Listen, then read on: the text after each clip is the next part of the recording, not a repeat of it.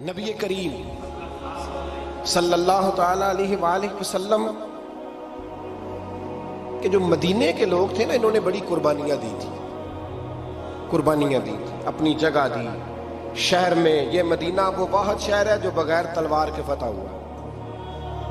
مدینے والوں نے کوئی بحث نہیں کی، انہوں نے گردنیں سیدھی سیدھی حضور کے قدموں پہ رکھ دی۔ مدینے والوں نے بڑی قربانیاں دی۔ مکے والے بعد میں مسلمان ہوئے فتح مکہ کے بعد۔ فتح مکہ کے بعد نا ایک جنگ اور ہوئی، ایک جہاد اور ہوا، تو وہاں سے بہت سارا مال غنیمت آیا، بہت سارا مال غنیمت آیا۔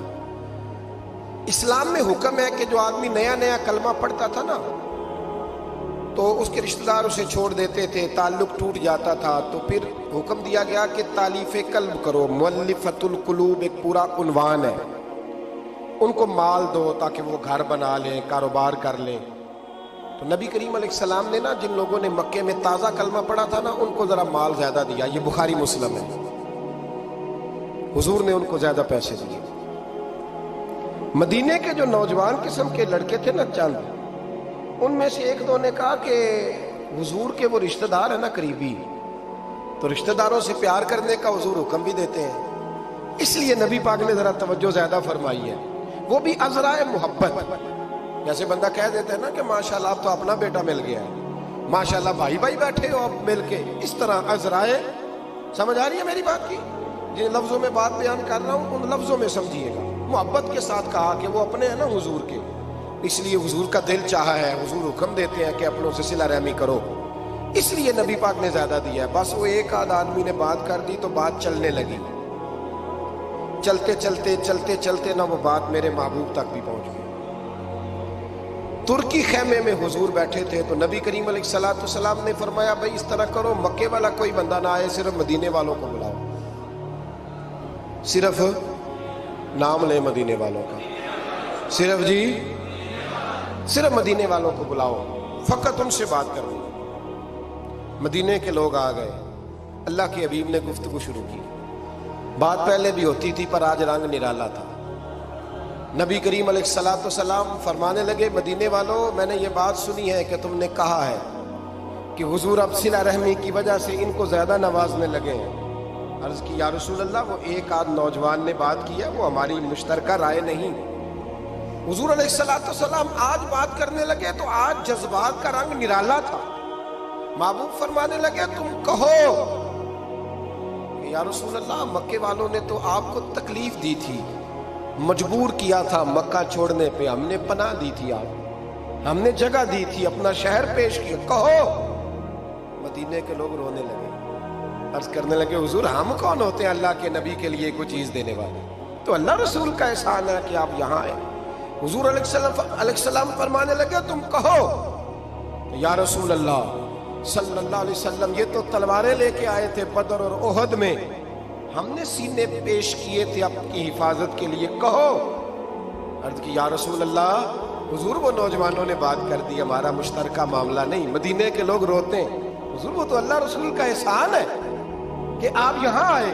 حضور نے فرمایا تم کہو کہ یہ تو آپ کو شہید کرنا چاہتے تھے، ہم تھے جنہوں نے تیر کھا کے سینے پیش کیے۔ مدینے کے لوگ رونے لگے، میرے محبوب کی آنکھوں میں بھی آنسو آ گئے۔ دیر تک حضور آنسو بہاتے رہے، اور پھر میرے کریم رسول نے آخری جملہ کہا، آخری جملہ، اور اس جملے میں حضور نے ایک کمال کا درس امت کے لیے چھوڑا۔ فرمایا مدینے کے بھولے غلاموں، کیا تم یہ پسند نہیں کرتے کہ باقی لوگ اپنے گھر جائیں تو بھیڑ بکریاں لے کے جائیں، اور تم جب مدینے جاؤ تو اللہ کا رسول لے کے جاؤ؟ کیا تم یہ پسند نہیں کرتے کہ تم جب اپنے شہر جاؤ تو اللہ کا رسول لے کر کے جاؤ؟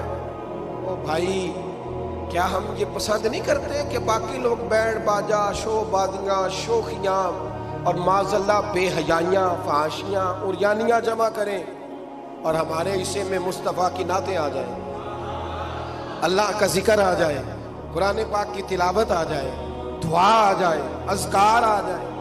کبھی کبھی زیادہ پریشان ہوتا ہوں، کبھی کبھی زیادہ۔ میں نے بہت ساری جنگیں کی ہیں اپنی زندگی میں، بہادر نہیں ہوں زیادہ، لیکن کچھ جنگیں کی ہیں۔ کچھ میں نے آغاز کیے ہیں کچھ چیزوں کا، تو کوشش کی ہے وہ جنگ پوری لڑنے کی. جیتا ہوں یہ ہارا ہوں یہ تو وقت بتائے گا، لیکن کوشش کی ہے. ایک بات ضرور ہے کہ اللہ رسول کے نام پہ جب آپ میدان میں لڑنے کے لیے نکلتے ہیں نا، تو جیتے نہ بھی نہ تو خالی لڑنے کا بھی بڑا ہی مزہ آتا ہے. یاد رکھنا، خالی لڑنے میں بھی بڑا مزہ ہے، بڑا چسکا ہے خالی لڑائی کرنے. خالی مجھے یاد ہے ایک جگہ پہ، میں بڑی شروع کی بات ہے، میں باز کر کے نکلا تھا ایک جگہ پہ، تو ایک صاحب نے مجھے کہا تھا کہ جو چورن آپ بیچنا چاہتے ہیں وہ اس زمانے میں کوئی نہیں خریدتا. لفظ انہوں نے کہے اور بڑے زور سے مجھے کہے کہ جو چورن آپ بیچنا چاہتے ہیں وہ اس دور میں نہیں بکتا. اس دور میں کچھ چاہیے، اور جس جگہ بیٹھ کے آپ بیچنا چاہتے ہیں یہاں تو بالکل نہیں بکتا. کچھ میک اپ کی ضرورت ہوتی ہے. میں خاموش رہا اس لیے کہ کچھ وقت ایسے ہوتے ہیں جن میں چپ بڑی اچھی ہوتی ہے.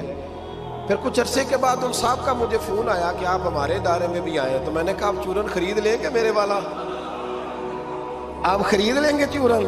کہنے لگے نہیں، آپ کو بات ابھی تک یاد ہے. تو میں نے کہا وہ آپ کی بات نے میرا حوصلہ بڑھایا تھا، آپ میرے محسن ہیں، آپ نے اچھے جملے کہے. اس لیے کہ بعض لوگوں کے جملے اور محنت کرنے کا جذبہ پیدا کرتے ہیں اور توانائی.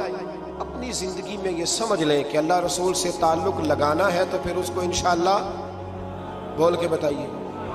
نہیں یہ آپ کی مہربانی، یہ لفظ آپ کو بولنا ہی پڑے گا. اللہ رسول سے رشتہ لگانا ہے تو پھر اس کو لو. میں سچی گل کرنا کچھ نہیں بولے جی، میں نے پتہ ہے نا جی.